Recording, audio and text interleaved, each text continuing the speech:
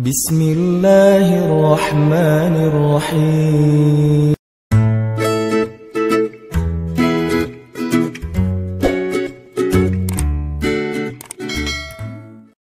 Cobalah belajar, ajari telinga kita untuk ikhlas. Ajari telinga kita untuk ikhlas. Apa maksud telinga kita untuk ikhlas? Maksudnya telinga kita ini belajar mendengar sesuatu itu karena Allah, bukan karena kita, bukan karena orang lain. Kalau karena kita hanya mau mendengar sesuatu yang menyenangkan hati kita. Kalau karena orang lain, kita mendengar orang-orang yang menurut kita respect, menurut kita orangnya keren. Kalau misalnya orangnya kita sebel, kita nggak mau dengar. Tapi dengarlah karena Allah. Kalau karena Allah, asalkan itu kebaikan dan kebenaran, kita terima dari siapapun, dari musuh sekalipun. Apa kata Nabi? Terimalah kebaikan walaupun keluarnya dari mulut seorang budak Habasyah. Artinya, bukan karena siapa yang ngomong, bukan seperti apa ucapannya, tetapi intinya adalah kebaikan, dengarkan saja. Dan itu bukan mengkritik kita, itu justru sesuatu yang baik buat kita. Nahnu ahaqqu bihadza. Kaum muslimin lebih berhak menerima kebaikan ini daripada orang lain. Sehingga terima kebaikan itu dari siapapun. Gak boleh sombong. Jangan sampai kita mengingkari kebenaran dan kebaikan hanya gara-gara kebenaran dan kebaikan itu keluar dari orang yang menurut kita lebih rendah daripada kita. Jangan sampai kita menolak suatu kebaikan hanya gara-gara kebaikan itu ditampakkan oleh orang yang menurut kita gak baik. Menurut kita gak baik. Padahal belum tentu menurut Allah kayak gitu. Jangan sampai seorang istri menolak nasihat dari suaminya yang menurut istrinya, suaminya belum menjadi seorang suami yang solih. Jangan sampai seorang suami menolak kebaikan dari istrinya karena hanya berpikir istrinya belum taat kepada suaminya. Terimalah kebaikan dari siapapun, bahkan dari mulut seorang budak Habasyah atau dari musuh sekalipun. Budak Habasyah itu agamanya bukan agama Islam. Bukan agama Islam, budak pula dan bukan orang Arab. Jadi secara status sosial di masyarakat Arab itu jauh beda dengan orang Arab, Quraisy, Ahlul Bait. Tetapi tetap diterima yang namanya kebaikan dari siapapun juga. Kita belajar dari semua orang, kita menerima kritik dari semua orang. Nggak ada cerita saya seorang guru maka saya nggak boleh dikritik oleh muridnya. Bahkan seorang nabi pun dikritik oleh para sahabat dan beliau nggak marah. Siapa sahabat yang pernah mengkritik nabi? Habis-habisan kritiknya.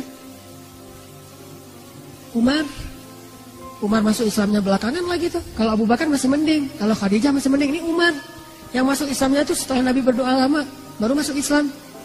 Yang di masa jahiliyahnya pernah minum khamr, dosanya macam-macam. Kritik Nabi, ya Rasulullah, keras suaranya di depan Nabi. Sampai Allah sendiri yang menurunkan ayat, ya ayyuhalladzina amanu la tarfa'u aswatakum fawqa sautin nabi. Janganlah kalian mengangkat suara kalian di hadapan Rasul melebihi suara Rasul. Tapi Rasul gak marah.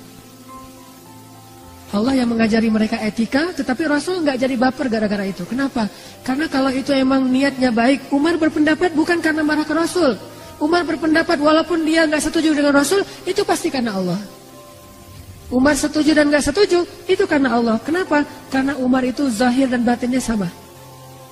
Zahir dan batinnya sama. Kalau dia zahir nggak setuju karena Allah, berarti batinnya juga gitu. Nggak ada munafik dalam, nggak ada dzi wajhain, tidak ada bermuka dua di dalam diri Umar bin Khattab. Dia orangnya terus terang gitu. Sehingga Rasulullah paham banget karakter Umar. Umar mah karena dia nggak setuju, pasti nggak setujunya karena Allah, bukan karena dia nggak enak sama saya, karena dia ada masalah sama saya, nggak. Pernah Umar dengan Abu Bakar tuh kayak gitu. Abu Bakar ngusulin sesuatu, Umar bilang, menurut saya nggak kayak gitu ya Rasul. Baper Abu Bakar. Tersinggung, gak easy going. Akhirnya Abu Bakar bilang, Umar, kamu kayaknya senang banget beda sama saya, kata Abu Bakar. Kata Umar, enggak, saya emang kayak gini pendapat saya. Tapi kamu selalu membantah saya, gak pernah sama pendapat kita. Ramai itu di depan Rasulullah.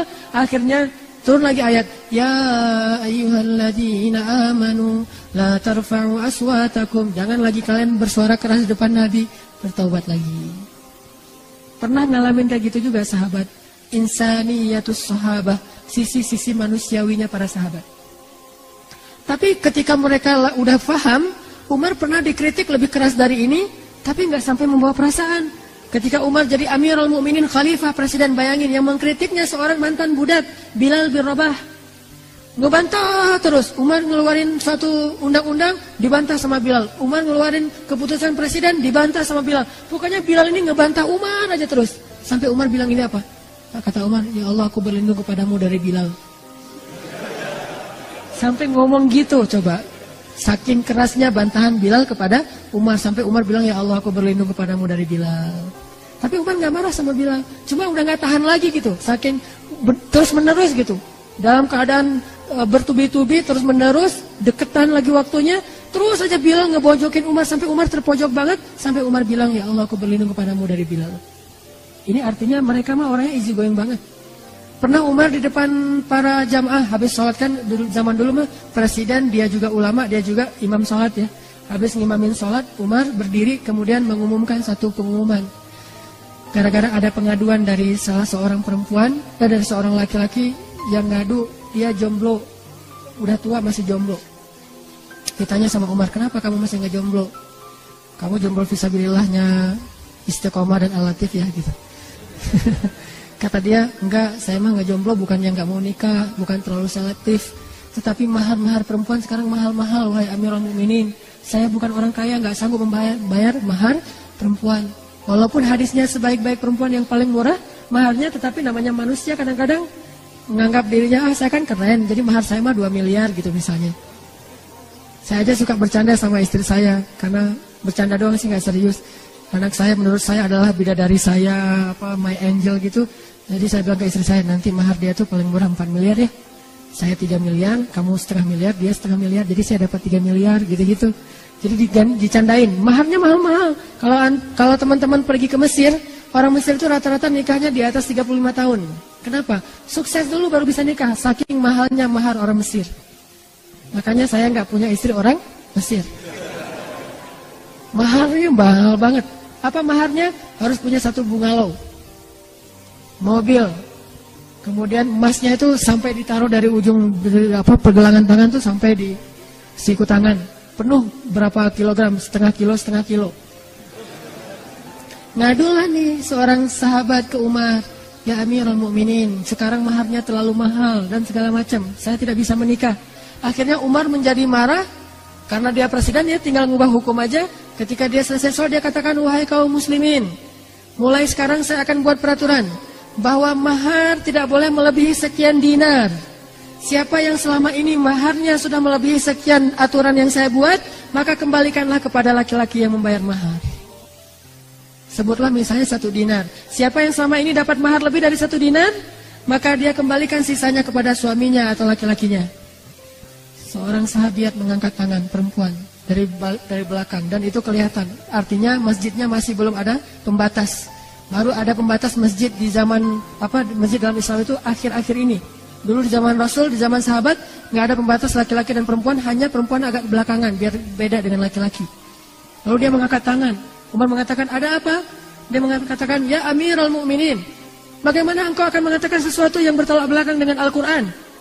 Gimana maksud kamu? Allah berfirman dalam Al-Quran, setelah kamu memberikan mahar kepada istri-istrimu, janganlah kamu mengambil lagi mahar itu dengan jalan apapun. Inginkah kamu mengambil api neraka ke dalam perutmu?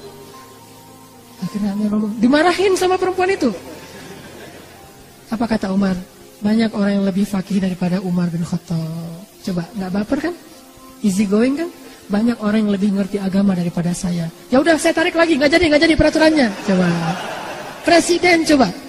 Bisa kayak gitu, namanya kebenaran terima aja. Kalau emang kita salah, kenapa kita mau gaya-gayaan? Ngakuin aja kesalahan kita. Udah akhirnya tarik lagi peraturannya, nggak jadi.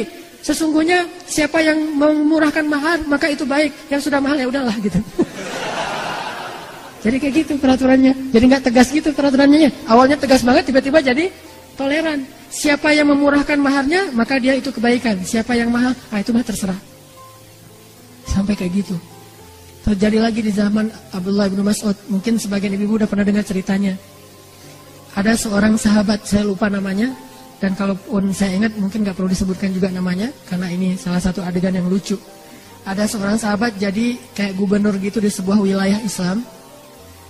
Namanya dulu mungkin masih sedikit ulama. Jadi dia gubernur, dia ulama juga. Masyarakat minta fatwa kepada gubernur. Datang kepada gubernur, Pak, saya mau minta fatwa. Seorang laki-laki dengan istrinya. Fatwa apa? Gini Pak, saya itu minum susu istri saya, kata dia. Terus gimana nih status saya sebagai suami? Apakah jadi terputus sehingga saya jadi anak susu dari istri saya? Coba gitu pertanyaannya. Ini pertanyaan fikih ya, ini bukan vulgar. Emang kayak gitu ceritanya. Saya minum susu istri saya. Sehingga apakah dengan demikian saya sudah menjadi anak susuan? Kalau jadi anak susuan kan berarti saya udah nggak jadi suami dia lagi, jadi anak susuan. Beda statusnya gitu. Sahabat ini bingung. Akhirnya dia, oh iya, kalau gitu kamu udah jadi anak susuan dia, berarti kalian sudah cerai nih, udah nggak bisa lagi. Kalian jadi ibu dan anak. Oh gitu ya? Ya gitu. Kayak seorang ustadz ditanya nggak tahu dalilnya, asal jawab aja gitu. Udah ya gitu. Akhirnya karena udah dibilang kayak gitu, dia pulang dengan sedih suami istri. Ya kita mah jadi anak sama ibu ya gitu. Masih mending saya kan adik kakak, ini mah anak ibu.